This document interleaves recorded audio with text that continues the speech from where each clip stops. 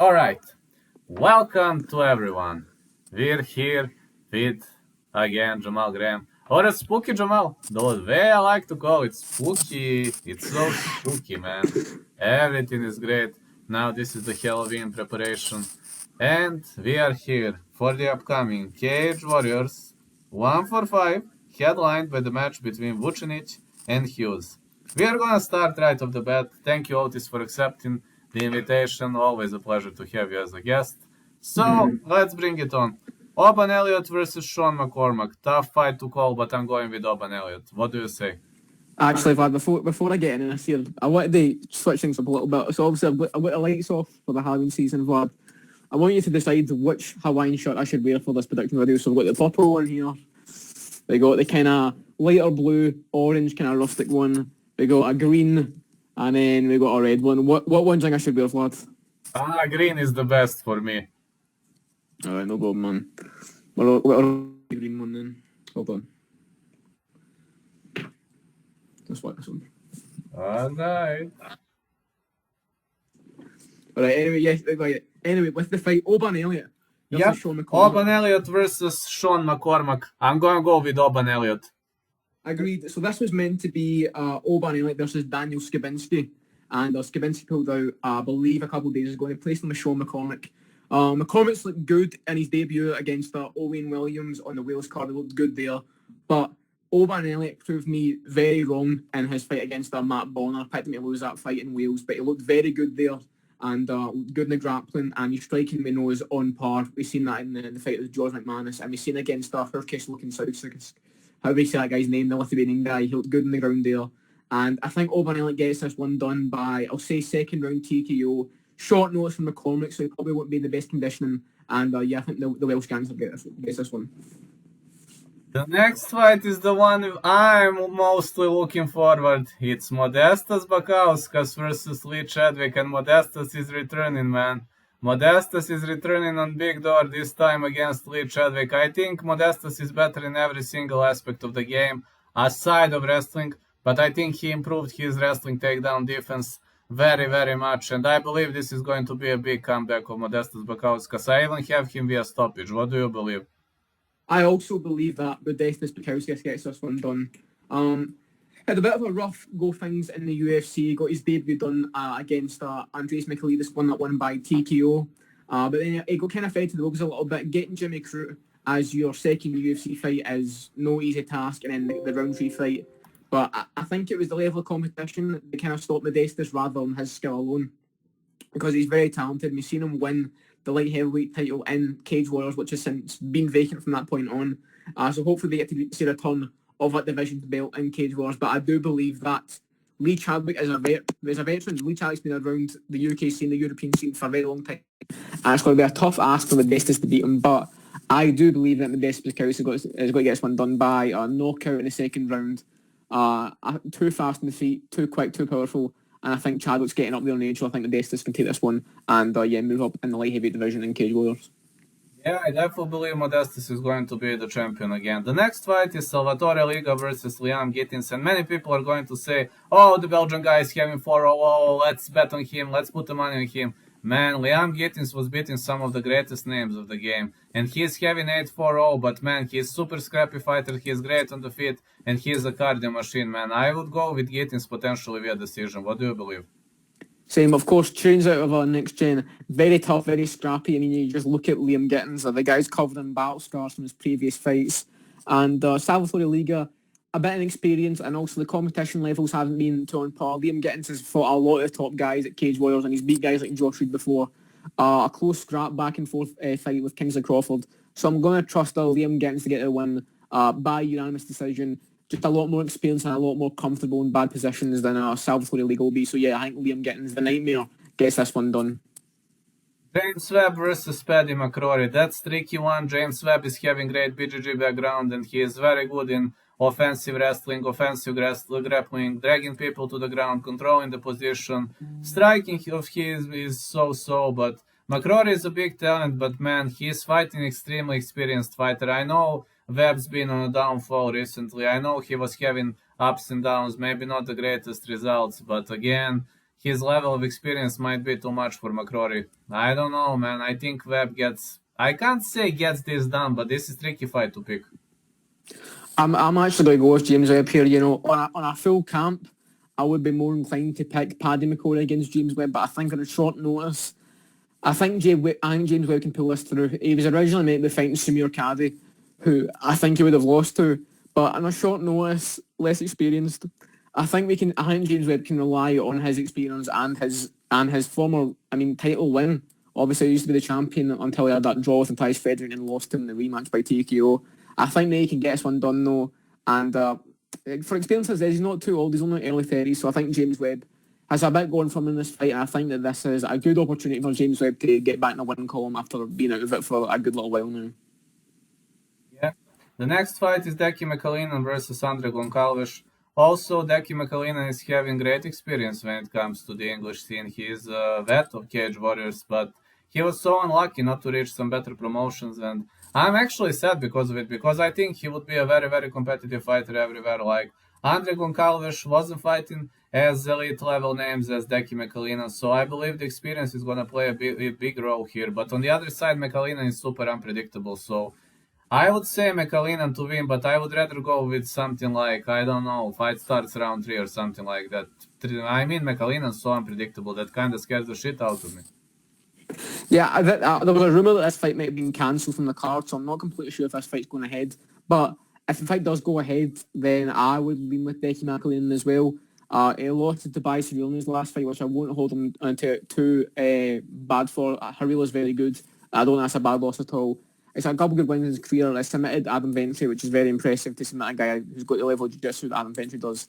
And at the same time with some other guys in this card, I think that Andre Goncalves just doesn't have the experience and the competition levels of some of these more experienced Cage Warriors guys. Cage Warriors matches up good competition versus good competition. And Becky's been around Cage Warriors for a long time. He's seen a lot of these top guys. And I think he's got a lot of experience here. He's got a lot of just advantages overall against the Portuguese Andre Goncalves. So I think he gets one done. If it does happen, of course, by a decision. Well, the next fight is also, George the Crazy Horse Reed. He has always been great against high-level guys, and he was losing to low-level guys. This time, he's fighting Ryan Shilley. Ryan Shilley is 5-0, Josh Reed is 12-7-0.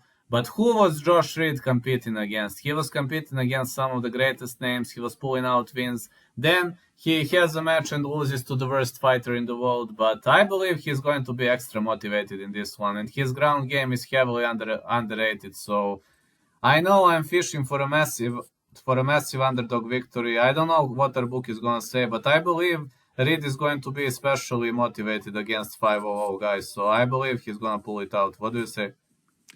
I'm also going to go with the underdog here. I believe in Josh Reed pulling this one through. Like we said, I'm looking at this card, competition and experience. Josh Reed has it in loads, and we've seen him get wins over a lot of good guys. He was on his way to beating Nathaniel Wu before, obviously, he got cracked in that fight and he got stopped a bit prematurely, in my opinion. But Ryan Shelley, he got tested bad in his last fight, and it was I think that fight showed a lot that Ryan Shelley and both the Shelley brothers recently have shown that they can be beaten, and they're not two brothers who are going to completely run through Cage Warriors. They're going to face a lot of adversity, and I believe that adversity comes at a big price here. And I think Josh Reed wins this one by second round submission, maybe a triangle or an arm triangle choke. But I think Josh Reed's too experienced. I think he's too tough for Ryan Shelley to out-tough him or win a decision here. So I'm going back the Crazy Horse Josh Reed. The next one. Mehdi Ben Lagdar versus Xavier Cedras. Also short notice bout. I honestly don't know much about the South African guy. I didn't have time to research. I've only seen his record etc. And Mehdi Ben Lagdar is a decent opponent. I watched some of his fights and got to say the guy is a real killer. The guy is so much pressure, so much aggression, so much technicality. He doesn't move sideways. He doesn't lean to the side. He's not changing angles much, but he is a typical brawler. And in South Africa, there are many brawlers, so I believe this fight has the good potential not to go the distance, if you know what I mean. But Mehdi Ben Lagdar, for me, shouldn't have much of a hard time defeating the South African guy. But on the other side, they are both brawlers. Anything can happen. It's been a very long time waiting to see the return of the last Uchiwa, Mehdi Ben Lagdar. I'm a very big fan of this guy, and like you said, I don't see Xavier Cedras pretty much left right here. I think that the time off could be nullified here by the lack of potential I've seen Cedras. I think he's not for the best competition.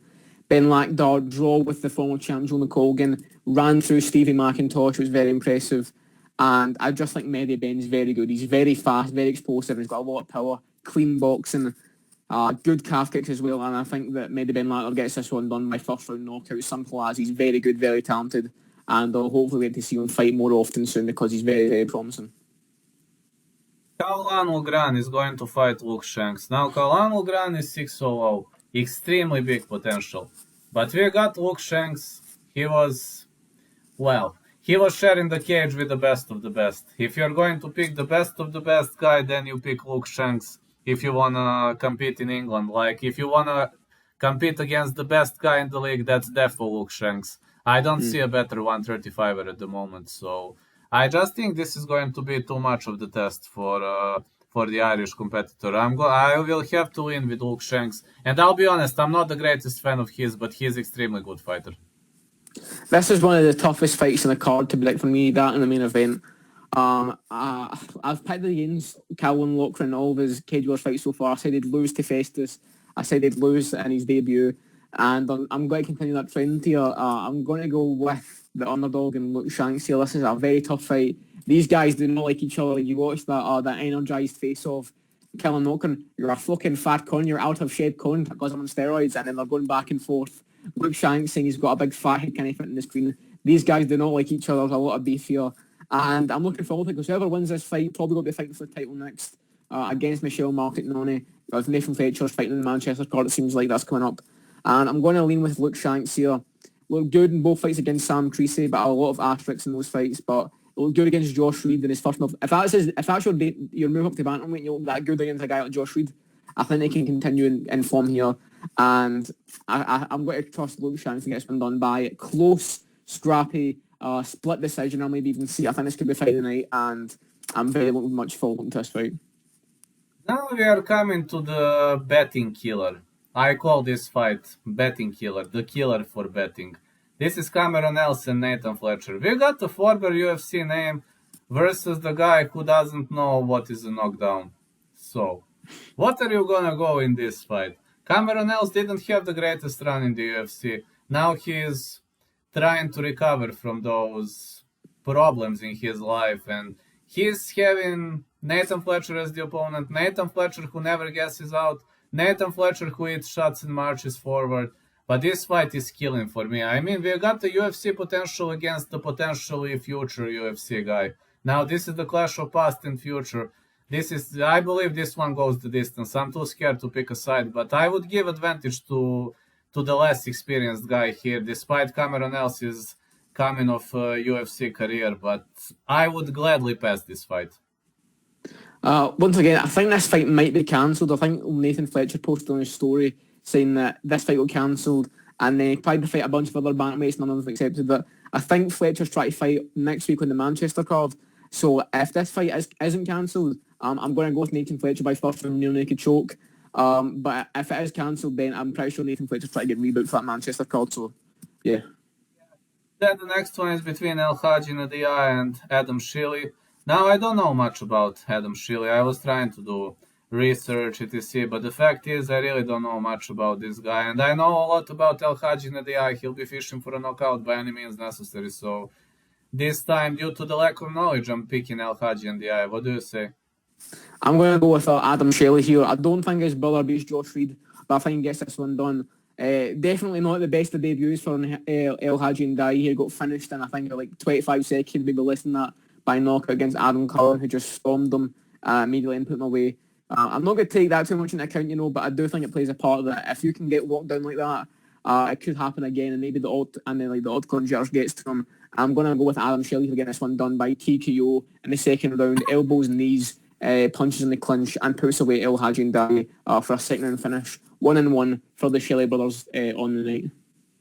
That would be awesome. That's an interesting idea. Harry Hardwick versus Steve Amable. You know that I'm a die-hard fan of Steve Amable. You know that he is a big vet of this sport. A really, really die-hard vet. And he's a family man, family person, pretty much. In okay marriage, he's got a daughter. And then we got he is extremely motivated to win this fight. And Harry Hardwick, he was having ups and downs recently. I believe that Steve Aimable is better on the ground, while I would give advantage to Hardwick in the stand-up. Steve Aimable openly said that he doesn't like much of a stand-up exchanges, etc. He likes to mix it up. And I believe that Hardwick will try to keep this fight standing. So I believe this might go all the way. I think fight goes the distance. Makes sense here. I mean, if I must pick a side, there is a good, solid chance for Aimable to win. But you know the judges robbed him against Perry on the Goodwin. So with judges, you never know. You've seen what happened with Khalil Roundtree in the UFC. You've seen what happened with Petr Yan. So too tricky fight to call. But if I must pick a side, let's go Aimable. But fight goes the distance. I think it's going to be a close fight, very competitive. You? That's got to be a war. And speaking of wars, that fight between Steve Aimable and Perry Andre Goodwin is one of the best fights in Cage Warriors history. Steve Aimable, he's very tough, Diddy Kong, and he's on a good win streak right now, which people aren't talking about. He's got a good win streak. The winner of this fight's probably going to be fighting for the title next, depending on what happens with Morgan Shari. I'm going to lean with Harry Hardwick here, coming off his brother's success, winning the lightweight title recently in July. I think Harry's very good and he's tough, and he got dropped quite a bit in his last fight and came back strong. He's got a good chin, he takes shots, and I think he's going to win a close, scrappy, we'll say unanimous decision, 29-28. Steve Aimable wins the third round because I think Steve's got a bit better, maybe cardio. I think Steve takes punches a bit better, but I think Harry's got to be too fast in the first 2 rounds. Land a couple body shots, and I think we're going to get a Harry Hardwick 29-28 in this decision after another. I mean, this could probably be a better fight than Shanks and Lockton because I think this could be a bloodbath, to be honest. The next fight is between James Sheehan and Jamie Richardson. Now, Jamie Richardson used to be on a great run until he got knocked out by Matthias Frederick. He used to be a really, really great fighter, but after that knockout, something happened. I don't know. That's not Jamie Richardson he used to be. I don't know what happened with him after that knockout, but he is different now. I can't explain this change, but something is really different. And Sheehan, let's be honest, Sheehan is having pretty, well, let's say somehow similar style to Matthias Frederick when it comes to those exchanges. So I believe Sheehan has good chances to win this fight. What do you say? Yeah, I'm picking the boy Jimbo Slice here, James Sheehan. He's been knocking guys out left, right and chip shop in the debut of this fight. Trains with the champion, Reece McKay. And like you said, Jamie Richardson doesn't seem to have the same explosiveness and the same knockouts that he did before other fights in the past fights. Like he lost and got dropped badly against Ken Kauppinen. I think he's on a 2-fight win streak right now. I think he's got a couple guillotines to his name. But I'm going to pick James Sheehan by a second round knockout. Also, he's been way more active. Richardson's been out for, I think, a year now, maybe over a year. And I think that James Sheehan's going to take advantage of that. Jimbo sliced by second round knockout. And I think just a bit too inactive and a bit too inconsistent recently for the young gun Jamie Richardson to get a win here. Now, this is the fight I don't know much about. We've got Festus Sahorlu versus Faisal Malik. Faisal Malik is 5-0, Festus Sahorlu is 5-1-0. Honestly, I was trying to do the research on these two guys, but I didn't find much.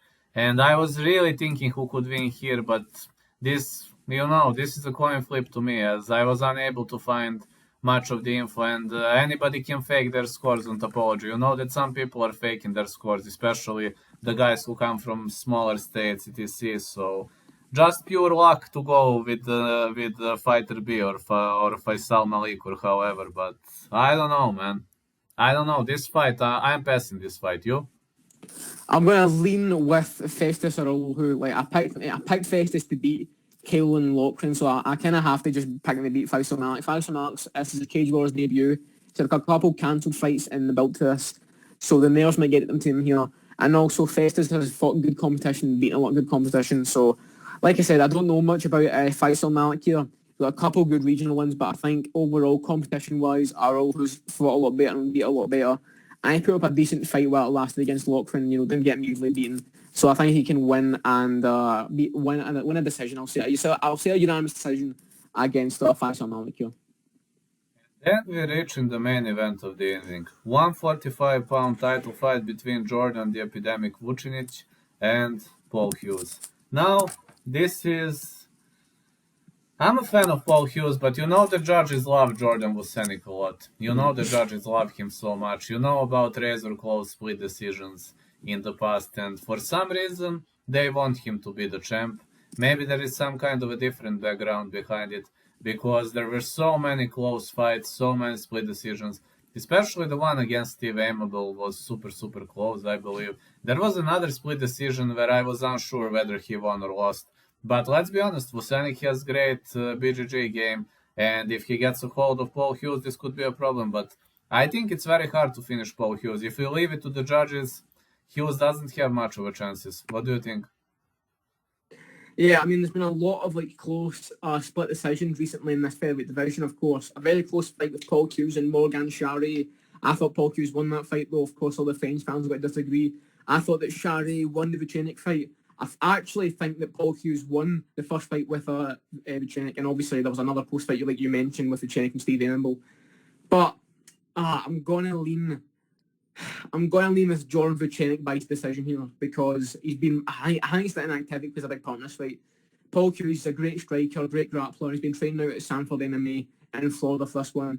But Vucenic really impressed me in that fight against James Hendon, where he got the rear naked choke, took his back after like getting an arm triangle standing transition, took his back against the cage. Very impressive. And I think Jordan Vucenic's got some of the best striking outside the UFC right now. His striking in Muay Thai is Muay Thai is absolutely beautiful striking, and Paul Hughes got knockout power as well, of course. But this is one of the biggest fights in recent memory in Cage Wars. It's a massive fight. I'm going to lean with Vucenic by, I'll say unanimous decision.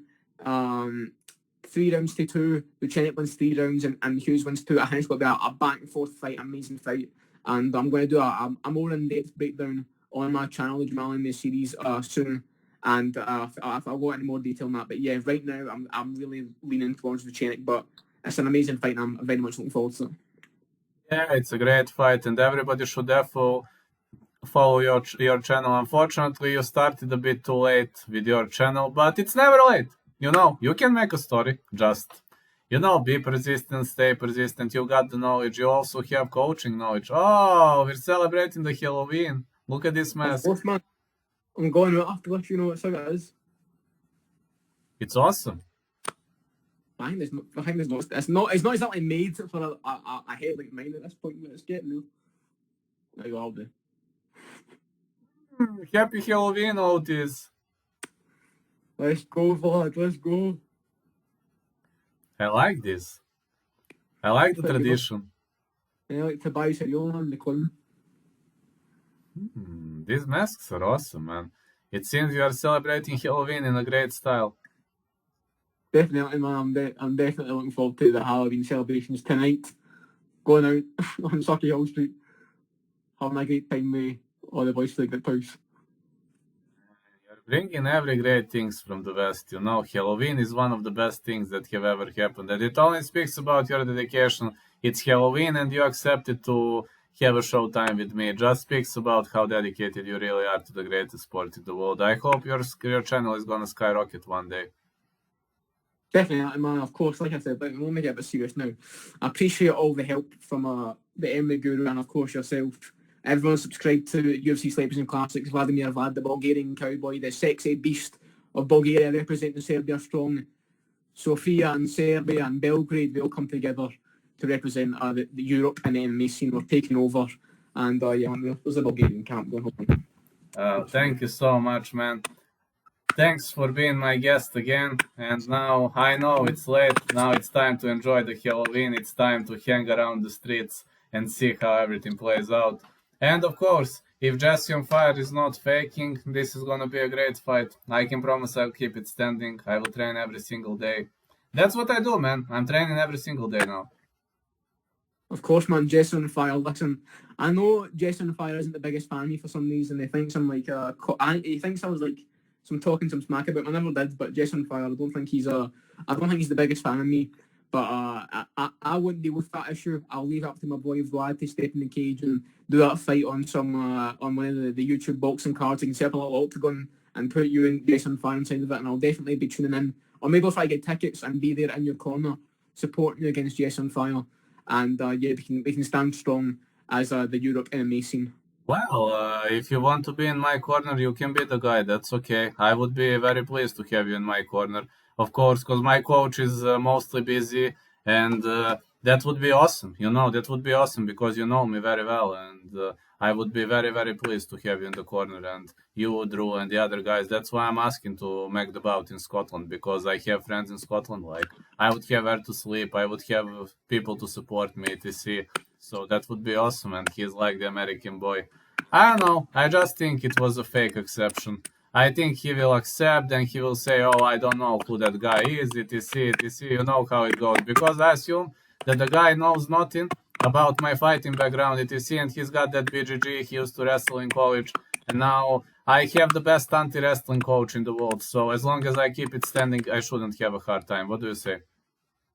I mean, I'm picking the Bulgarian Cowboy by first round KO. We all know that, but I mean, it'd be a good fight. I mean, where did he accept to fight you on Instagram? Where did he agree to on Instagram? Yes. Where did Jess on Fire agree to accept the fight? Like, where did he message you? Well, as much as I've seen, he hooped at one of my. Have you seen the video? He hooped at one of my live chats when I was doing last minute picks and predictions, and he wrote, "Let's bring it on." I made that statement. You seen? Yeah, I just didn't know where it was, but yeah, okay, I was wondering that, but yeah. Well, I mean, if he's agreed to it, he can't back down now. I mean, we don't have another John Morgan situation on our hands, do we? We want the guys to show up to the fight and actually take on the Bulgarian Cowboy once and for all. See the Bulgarian Cowboy step in the cage and show people what he's got against a big athletic guy, muscled up army veteran and Jess on Fire. We can see how that goes. But yeah, I'll be there regardless. Absolutely, man. Why not? You can be in my corner. That's awesome. It would be a big honor for me. You're a big friend of mine. You're a big supporter of the channel, and that would be awesome in real life to see each other. And also, to be honest, I don't afraid of guys with big muscles. I'm afraid of Nate Diaz guys. Nate Diaz guys like me. We have endless cardio. But if I survive round one, that's going to be a big problem for Jesse. I can tell you that. We don't have a John Morgan situation right now. At least I'm not going to trash Jesse because he's respectful. I mean, if you can accept that, okay, he's respectful. He showed much respect, bro. You see, that's okay. That's great. I mean, way to go, man. Definitely, Vlad, throw up the pose. Let's go, Vlad. Let's go. Yeah, let's go, man. Everyone subscribe to UFC Celebrities and Classics and the Jamal MMA series and the MMA Guru, and let's get this fight booked. Let's go. Let's go, man. That's awesome. Yeah. I like this, like Clay Guida. I don't know. Do you still love the Clay Guida? Oh, I visited the Clay Guida guy 2 days ago. He's doing nicely. Good to hear, man. Very, very good to hear. He's still a big fan of Clay Guida. Of course, why couldn't you be? Yeah. All right, man. I'll leave you to celebrate Halloween, so catch you later. And I will put this as a premiere. I don't know exactly when. When I create a video, I'll message you. Of course, man. Looking forward to it. Thank you very much, as always.